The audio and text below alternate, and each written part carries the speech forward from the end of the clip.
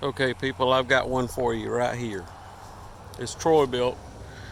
It's got the Troy built brand uh, Chinese clone engine on it. Okay. Anyway, that really doesn't matter. But carburetor right here. If you have ever had a carburetor that you have cleaned and cleaned and cleaned and cleaned, and it still does not work right, I'm going to show you why. A lot of people don't think of it, and I really didn't think of it to start with until I started testing it, and I figured out the problem. And I want to see if I can crank it with one hand and show you guys what's going on with it.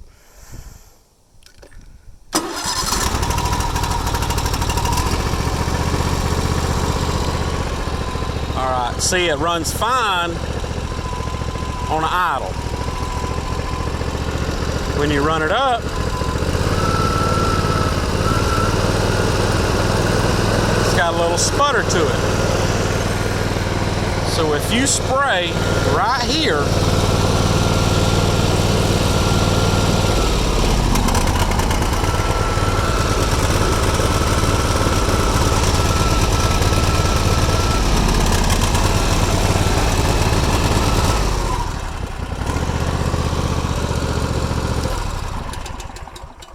that right there is your air leak. If your gaskets are all fine and they're doing what they're supposed to do, they're sealing fine, you can take your parts cleaner,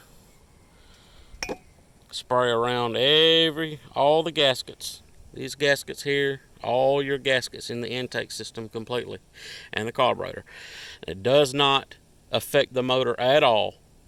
Spray right there. Let me get it to focus. Right here where your throttle is.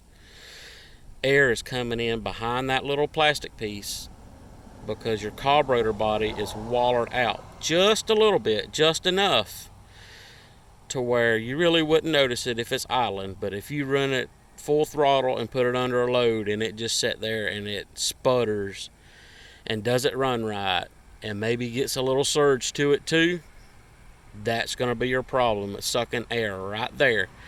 And the only way that you're going to fix that is replace the whole carburetor, because you can't add new metal to the carburetor, of course, to close the hole up, because all it is just the shaft that runs through the hole.